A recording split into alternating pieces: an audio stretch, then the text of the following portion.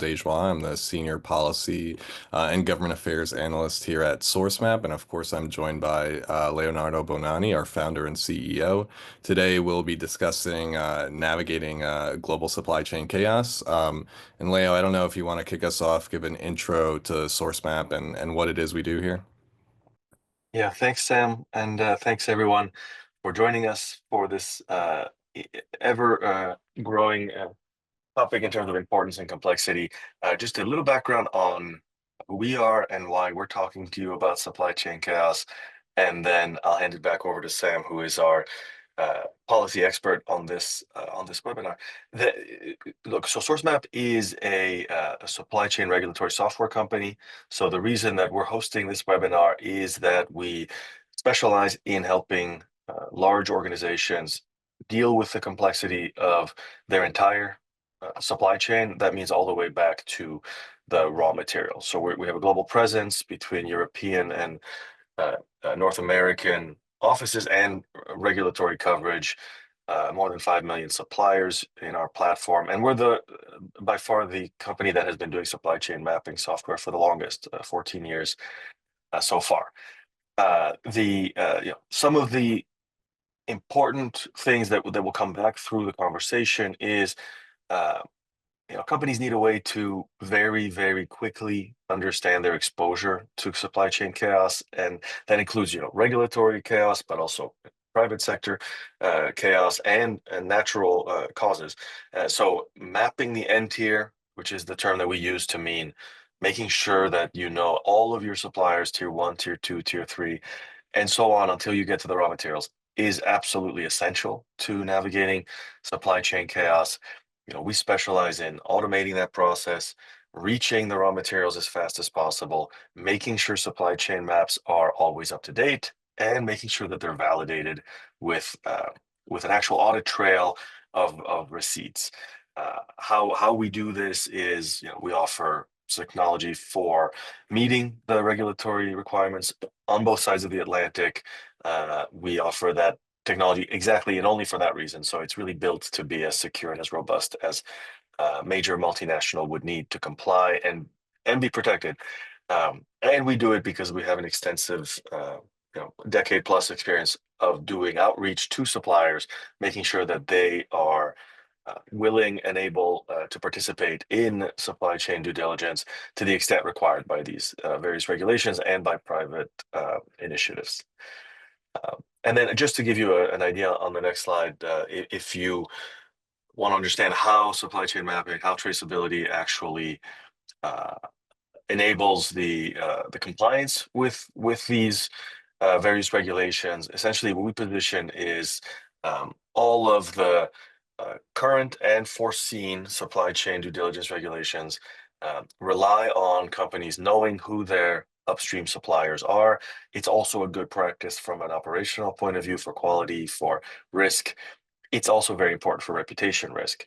But be that aside, N-tier mapping, as I've explained it already, and then transaction traceability, which is validating that companies actually have an accurate map of their supply chain. So these are the foundations for a variety of requirements, from the US forced labor requirements to the cross-border carbon adjustment mechanism, EU Deforestation Regulation, EU battery, and the other digital passports, forthcoming laws around human rights in the EU, critical materials, green claims, and environmental reporting. So mapping, traceability, those are foundational, and then a number of other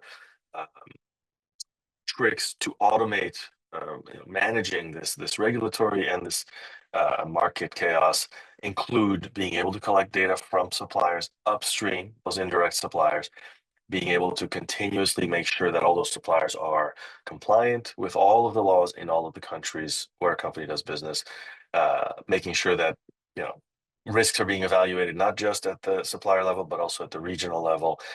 And then in some cases, even making sure that the raw materials are coming from areas that are not contested because of environmental or other issues like indigenous rights. So you can see a sort of a stack of regulatory compliance that is built on top of knowing who your suppliers are.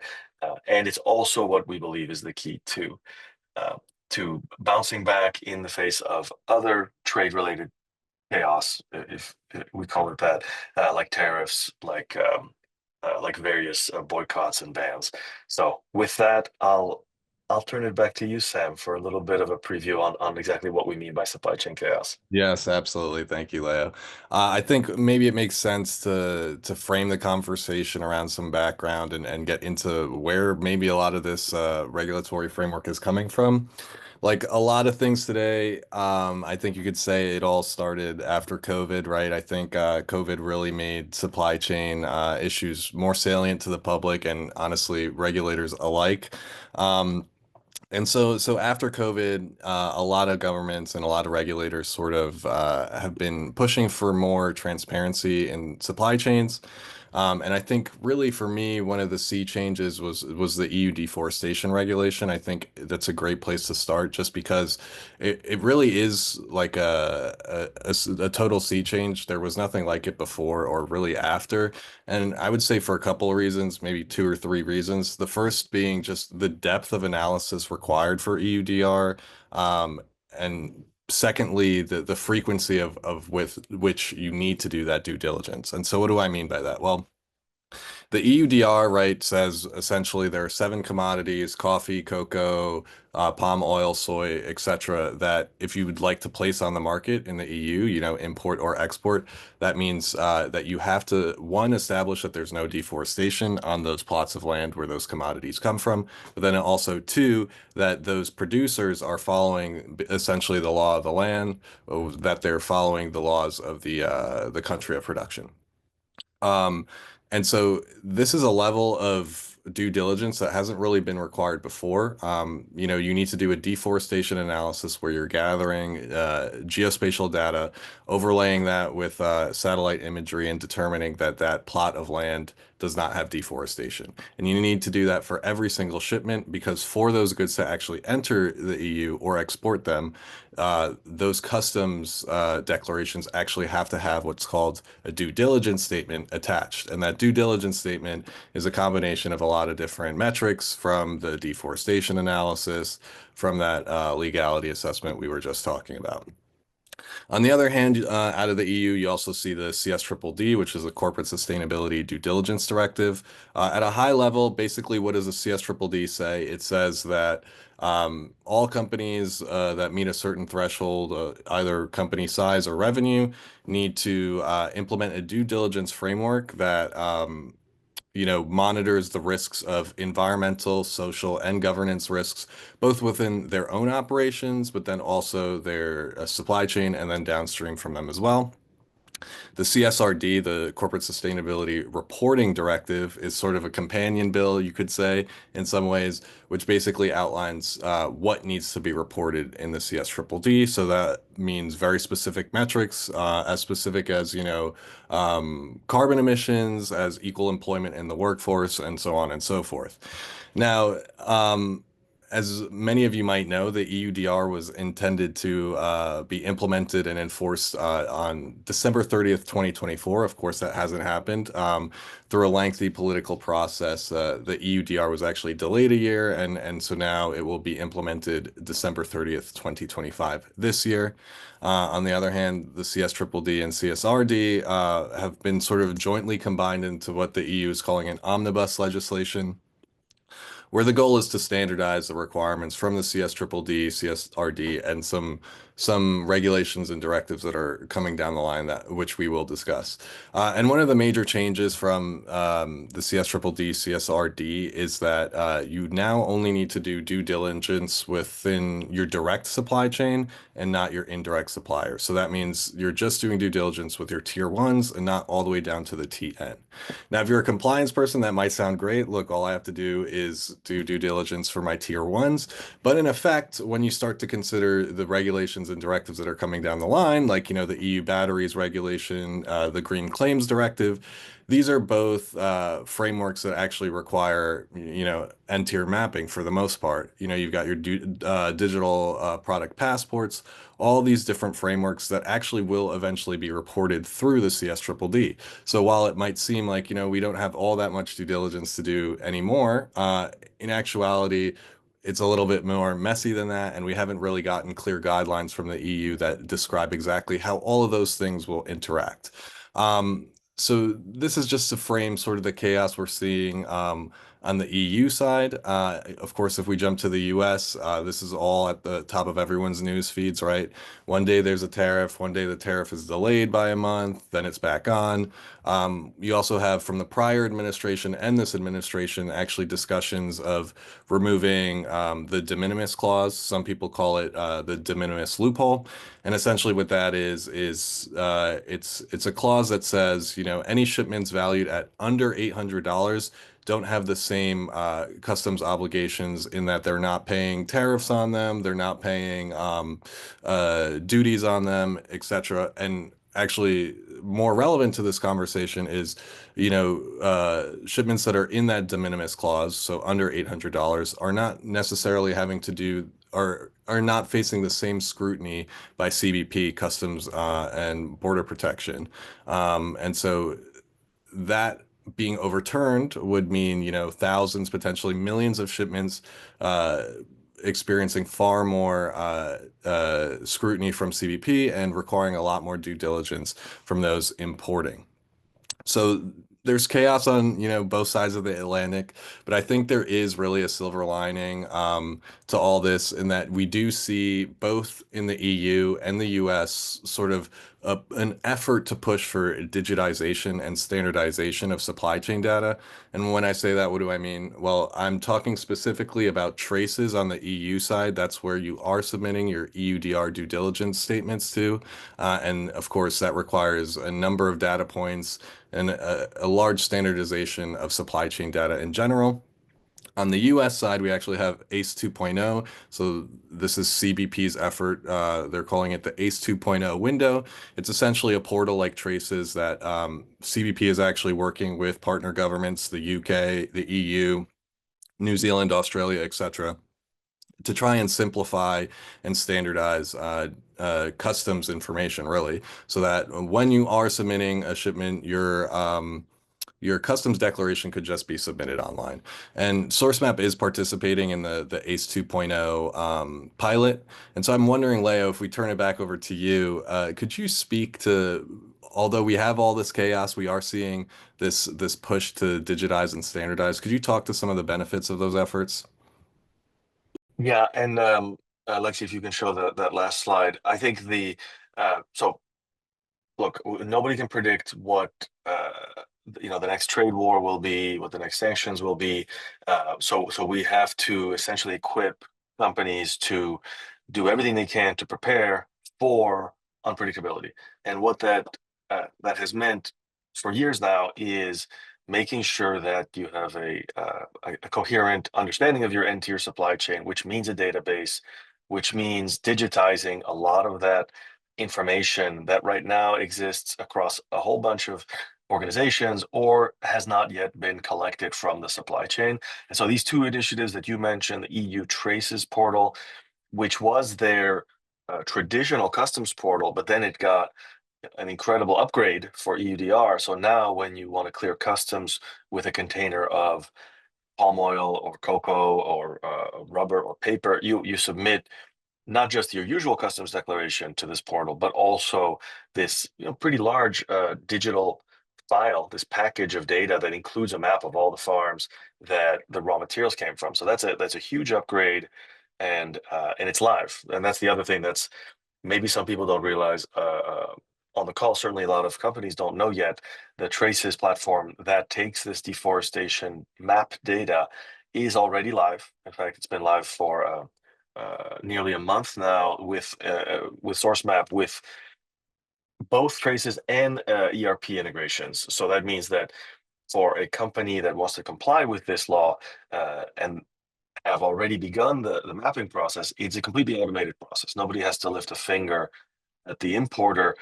As soon as the purchase order is issued from SAP, it gets attached to a map. The map gets validated for deforestation and it gets submitted to customs. All of that happens automatically and within roughly 10 minutes. So it's a pretty amazing step forward in terms of end-tier mapping when companies that need to make a map don't actually have to put any effort into it from a manual point of view. So the Traces portal is really an insight into what the future of interfacing with governments is going to be, which is portals that require uploading of multi-tier supply chain data in a standard digital format. And that may be tied down the road, not just to sustainability laws like the EU Deforestation Regulation, but also tariffs, enforcement, sanctions, uh, known entities, and watch lists. So you can imagine that getting your ducks in a row, as it were, and digitizing your supply chain today, not only does it buy you compliance with the EUDR in about 9 months from today, but also compliance with all of these other enforcement mechanisms. And then on the US side, um, Sam, you mentioned the ACE 2.0 pilot that we're proud to be a part of. We're the only supply chain mapping company in that pilot. And really, when they refer to a window, they're talking about working towards a customs standard on both sides of the Atlantic that requires digital and tier supply chain mapping traceability data. And again, for both sides, both countries and in both blocks to really verify supply chains automatically without any of the paper trail that has traditionally been associated with clearing customs. On the US side, obviously, there's a lot of focus on current enforcement around forced labor and then future enforcement around issues like tariffs. So again, we may not know where the regulations will swing and which ones will be accelerated, which ones will be delayed. We may not know which tariffs and sanctions come into effect and when, but we know that if you need to compile a digital supply chain map today, it could take months to do that right. And most importantly, it could take weeks to do it, but it could take months to fix the problems that are uncovered upstream in the supply chain. So no matter where we see the chaos take us, we know that digitizing is a very crucial step to prepare. Yeah, absolutely. And maybe to build on that, a regulation says, and we've seen this a lot, CSDDD obviously top of mind here, but you have a requirement one day and then you don't have a requirement the next day, right? So it's this back and forth. Same with the tariffs, same with even potentially de minimis, right? And depending on what shipments are actually going to face scrutiny, right? So if companies are dedicating all this time and resources to actually building out their due diligence frameworks, you know, let's say they do get rug pulled, right? How are companies best able to prepare for these types of scenarios and keep up to date with really all the changes that we're seeing in the regulatory space? Yeah, what we're seeing is for companies that have never devoted any time or resources to supply chain visibility, there's a small upfront effort required, which is you have to create a cross-functional team that actually does this, and that usually touches on IT, it touches on compliance, it touches on sustainability, and it's owned by procurement or the supply chain function. So the biggest lift is this internal organization if a company doesn't have a due diligence process. If you already have processes in place at your business, like quality assurance or a pretty heavy customs compliance function, you can actually piggyback on those processes because a lot of what these laws are doing is inserting themselves into regular business process. So I think you no longer need to think of supply chain due diligence as being tied to sustainability. It's only tied to sustainability as a sort of it's a related topic, but the functioning of due diligence looks a lot more like a quality control function uh, or any day basic up procurement function, which is to say companies have to qualify their vendors on the basis of these upstream risks. And that means at some point in the process of finding new suppliers, you have to essentially assess them for supply chain risks. You have to flag them if they don't meet that and they can't go further into the procurement process.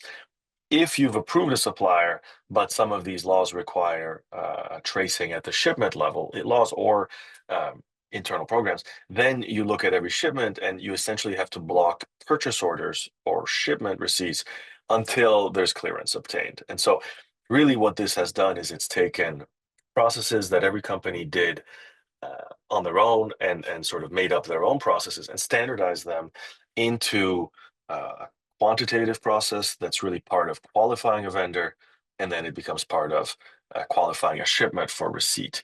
And so in that way, it's the same as if it doesn't meet quality control, you can't accept it. If it doesn't meet deforestation regulation verification, you can't accept it. So it inserts these blocks, but by and large, what it's done is it's leveled the playing field. So it's not just companies that are going above and beyond and investing in human rights deforestation that are actually mapping their supply chains. Everyone has to do it, so that brings the cost down tremendously for everyone because all the suppliers are already accustomed to providing the data and all the platforms already exist. And in addition to leveling the playing field, it's also it's allowed for automation finally, because you say, well, these are no longer fuzzy boundaries. It's either you comply and I can take shipments from you, or you don't comply and I can't. And so this allows that integration I was talking about with SAP, where you actually put a block into the supplier qualification and you actually block payment on a purchase order on the basis of these criteria. It sounds revolutionary. It is in some ways, but in another way, it's exactly the same as the business processes that companies have been doing for decades to manage quality, on-time delivery, other operational programs. And now they get to put due diligence into that automated digital process workflow, and they don't have to come up with a new way to do it, and they don't have to come up with their own interpretation of what good is. These have been very, very clearly prescribed by the regulations.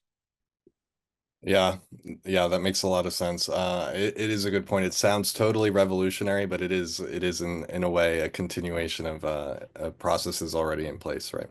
I'm wondering if you maybe could describe, or maybe give some examples of some of our customers and how they've been keeping up with the changing landscape, not only really on the regulatory sphere, but in some ways, a lot of these processes that you just described are benefiting not just compliance, but also business operations, and wondering if you could give some examples there.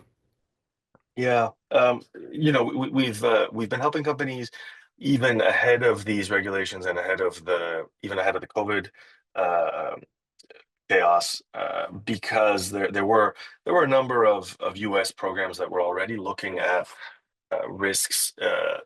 We're talking about cotton from Turkmenistan was under the radar in around 2018, 2019.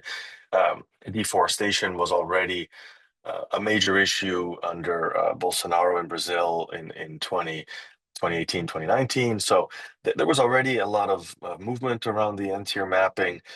And so, generally speaking, then I'll go into individual cases, but what companies started to realize is that mapping the supply chain was not something you could do once a year. It became something that you had to do more or less continuously.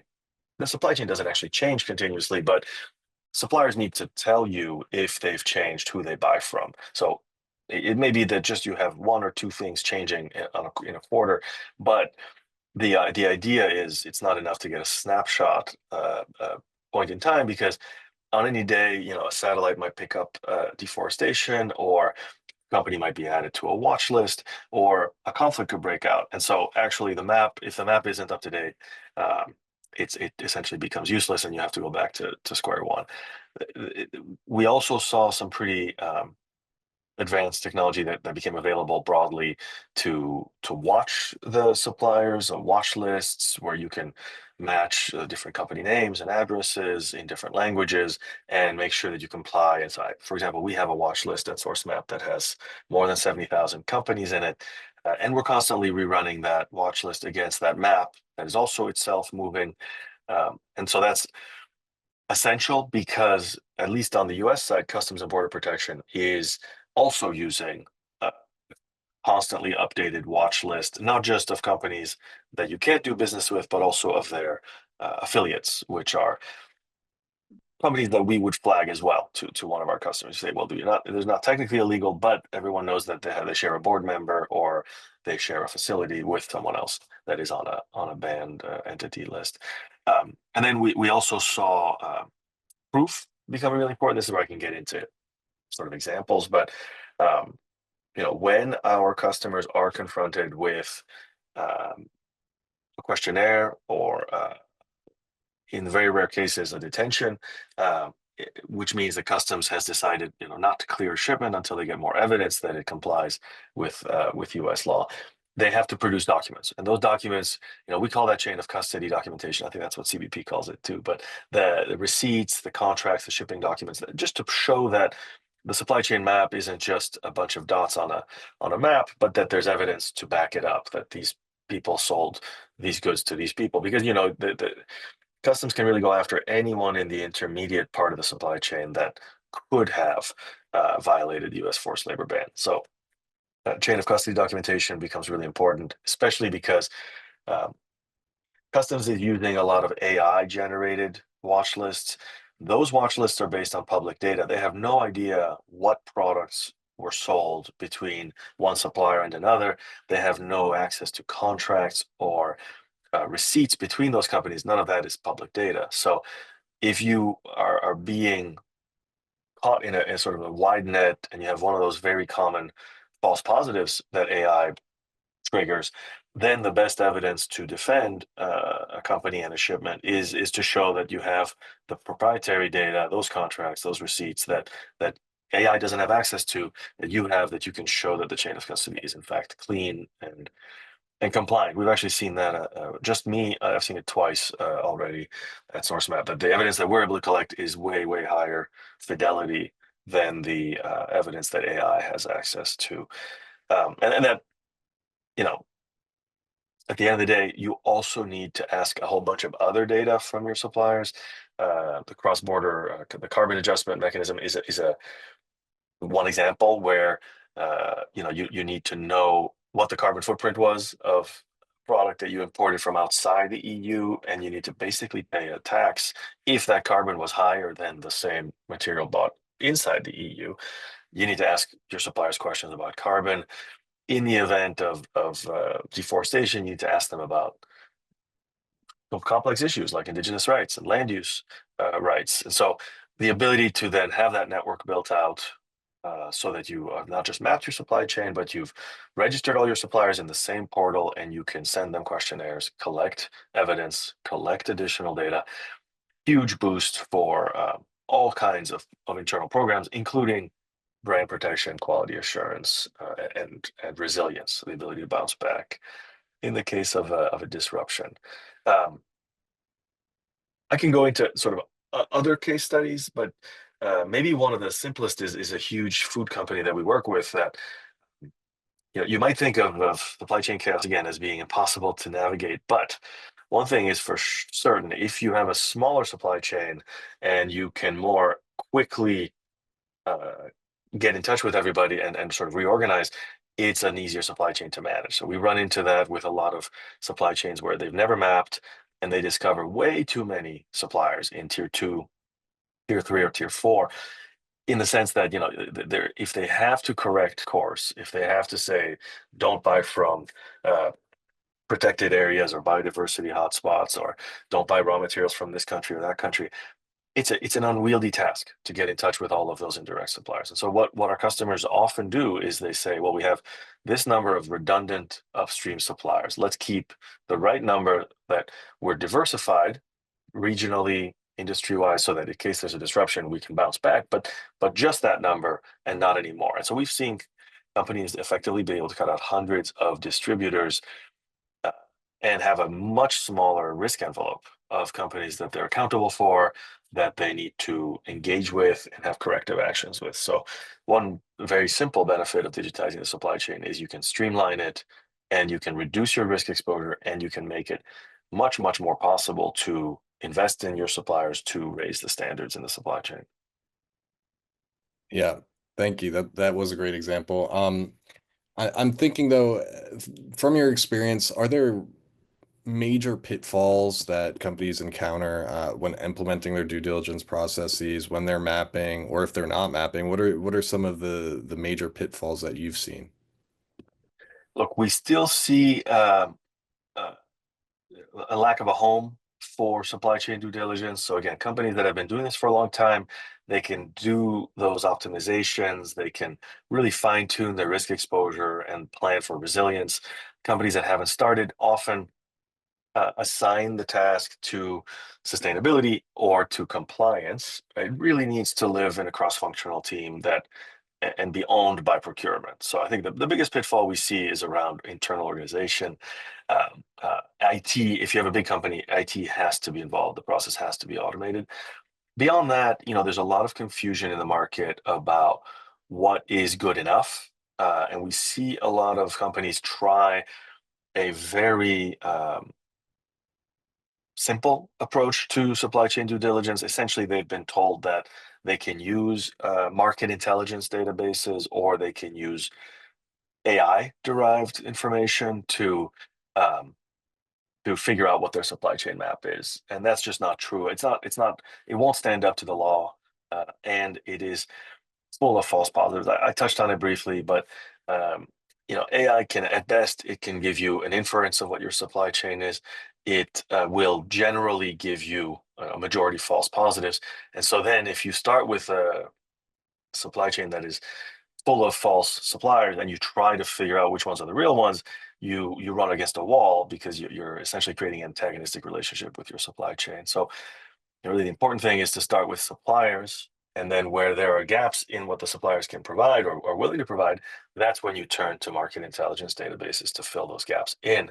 But effectively, if your suppliers won't play ball, you actually can't keep doing business with them either in North America or in Europe. So it's kind of immaterial whether they are flagged by an AI or not. The other one is just validation. So all of these due diligence laws very simply require companies to find out what their supply chain is by asking the suppliers, and then to double check that the supply chain is in fact as it was claimed to be.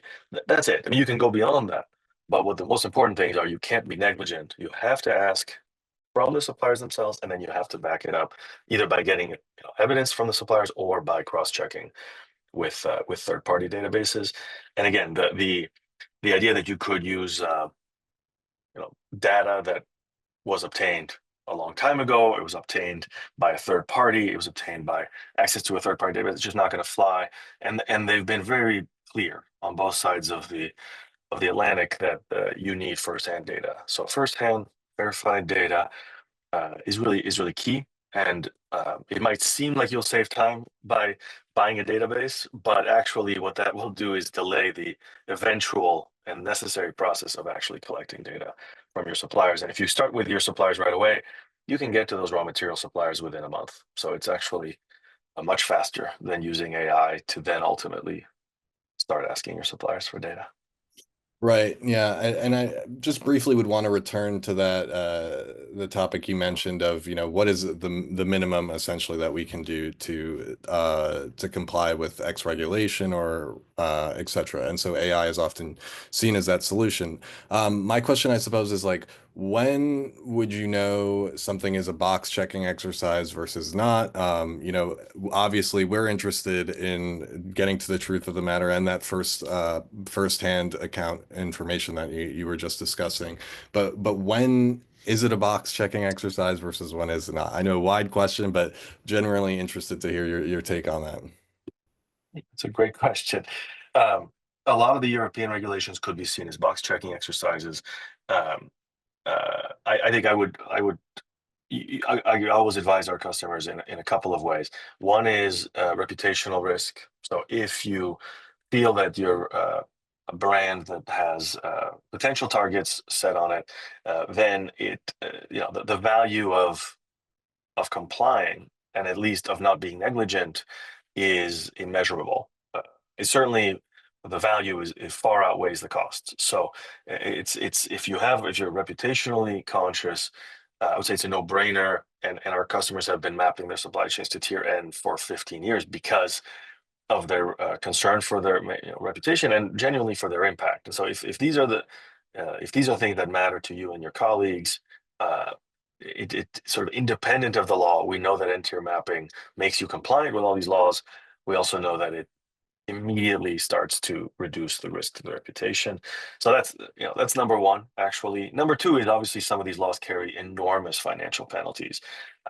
EUDR is the soonest to be implemented, that has multiple percent points of a company's revenue as a potential penalty, and not just that company, but all of its customers and all of its suppliers all have that same risk exposure if they are knowingly violating EUDR. So there is, it's if you're not concerned with your company's reputation, then look at the bottom line of how much the actual penalty could be. And it's true that some of these laws have heavier and steeper penalties than others, and the CSDDD in particular has taken a lot of the teeth off. So it's not quite as night and day as EUDR noncompliance. We know that U.S. Customs and Border Protection noncompliance is tied to shipments, but again, it's tied more to operational risk and disruptions. And can you ever source stuff from that supplier again? Becomes the real cost issue. So number one, reputation, and how willing are you to let your company run without knowing who your upstream dependencies are in your supply chain? And then number two, very real penalties, very real disruptions that you can measure in the tens, hundreds of millions or billions of dollars.